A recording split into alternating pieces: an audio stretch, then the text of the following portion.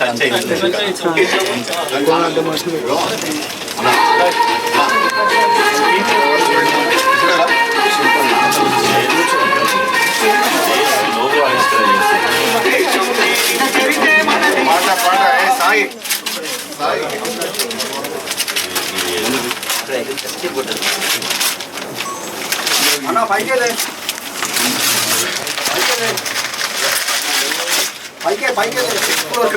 కొంచెం ఇట్లా జరగాలన్న, కొద్దిగా జరగాలి. కావాలని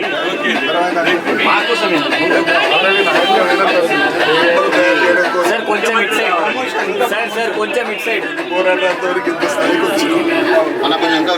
సార్ కొంచెం సార్ ఇక్కడ చూడాలి అందరూ. నాగండి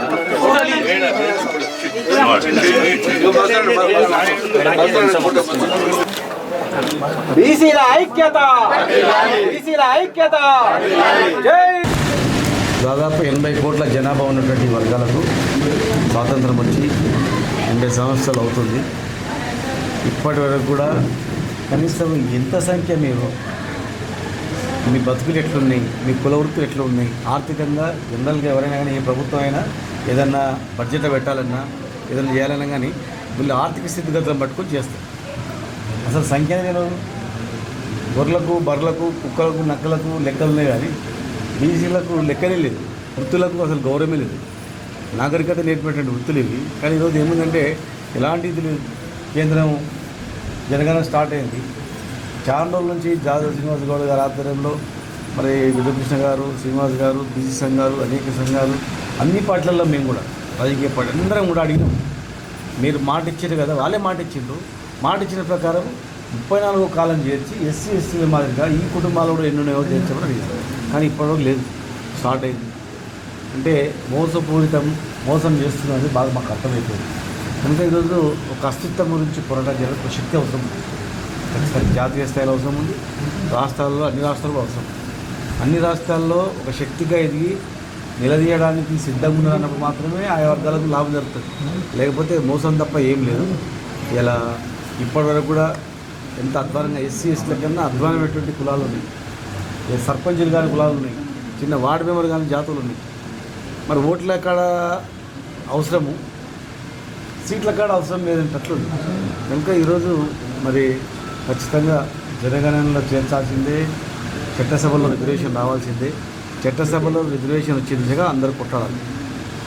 చట్టసభలలో ఎస్సీ ఎస్టీల మాదిరిగా ఎప్పుడైతే రిజర్వేషన్ ఉంటుందో అప్పుడే గౌరవము, అప్పుడే సామాజిక న్యాయం అనేది జరుగుతుంది. అది లేనంత వరకు ఓట్లు వేయడము, జోలబెట్టి అడుక్కోవడం, ఓట్లు వేయడం, జోలబెట్టి అడుక్కోవడం, అది తప్ప ఏదేమి ఉండదు. ఉమెన్ రిజర్వేషన్ చేస్తారు, సంతోషం. కానీ ఉమెన్లో కూడా బీసీ రిజర్వేషన్ లేకపోతే ఎట్లా, ఎవరు వస్తారు? మీరు ఈ ప్రభుత్వాలు ఇట్లా చేస్తే పెద్ద యుద్ధం అవుతుంది. ఎప్పుడో ఓ రోజు పెద్ద ప్రళయం ఏర్పడుతుంది. ఎవడు ఊరుకోడు. దేశంలో ఒక అస్తిత్వం ఏర్పడి ఒక అసంఘటితంగా అందరు కలిసి పెద్ద ఎత్తున ఒక విప్లవం లాంటి వస్తుంది అంటే ఏదొస్తుంది అంటే వచ్చేది బీసీ యుద్ధంలో వస్తుంది. దేశంలో పక్క సరి చేసుకుంటే ఇంకా మంచిది. కనుక అట్టడుగు వర్గాల వాళ్ళకు రాజకీయంగా ఎప్పుడైతే ప్రాధాన్యత ఇస్తారో, ఎప్పుడైతే న్యాయం జరుగుతుందో, ఎప్పుడైతే వాటా ఉంటుందో అప్పుడే బాగుంటుంది.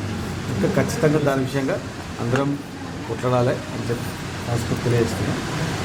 రెండవది, ఈరోజు జాదవ్ శ్రీనివాస్ గౌడ్ గారు నిరంతరం చిన్ననాటి నుంచి వాళ్ళ టీం అంతా వాళ్ళ ఊపిరే బీసీలుగా పోరాటం తీసుకుని పొగలు కష్టపడుతూ ఈరోజు జన్మదినం సందర్భంగా వారికి హృదయపూర్వకమైనటువంటి జన్మదిన శుభాకాంక్షలు తెలియజేస్తూ మరి ఈరోజే బీసీలు అందరూ కలిసి, బీసీలు అన్ని శక్తులు కలిసి అరే వాళ్ళ ఛానల్ పెట్టుకోవాలి, మనం కూడా ఎందుకు పెట్టుకోవాలి అని చెప్పి ఆలోచన ఇచ్చి ఒక ఛానల్ ఇలా పెట్టుకున్నందుకు మరి మిమ్మల్ని మనస్ఫూర్తిగా ఆహ్వానిస్తూ 1998 నుంచి ఇప్పటి వరకు దాదాపు 3 దశాబ్దాలుగా 28 సంవత్సరాలుగా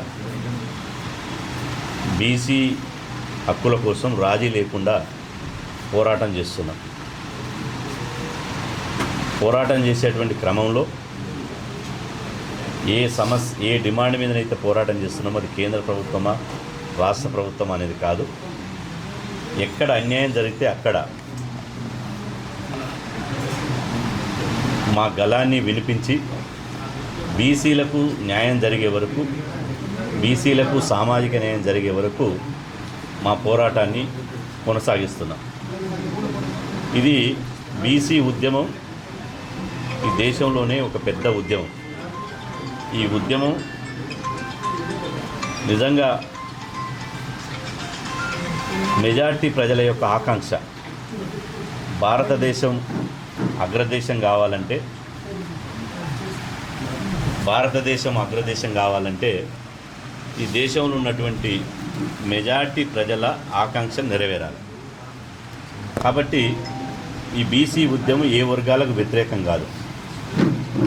మేము కూడా వ్యక్తిగతంగా ఎవరికి వ్యతిరేకంగా ఉద్యమం చేయడం లేదు. కేవలం కోల్పోతున్న బీసీ హక్కులను, మాకు రావాల్సిన వాటాను మాకంత వాటా దక్కించుకోవడం కోసమే మా పోరాటం.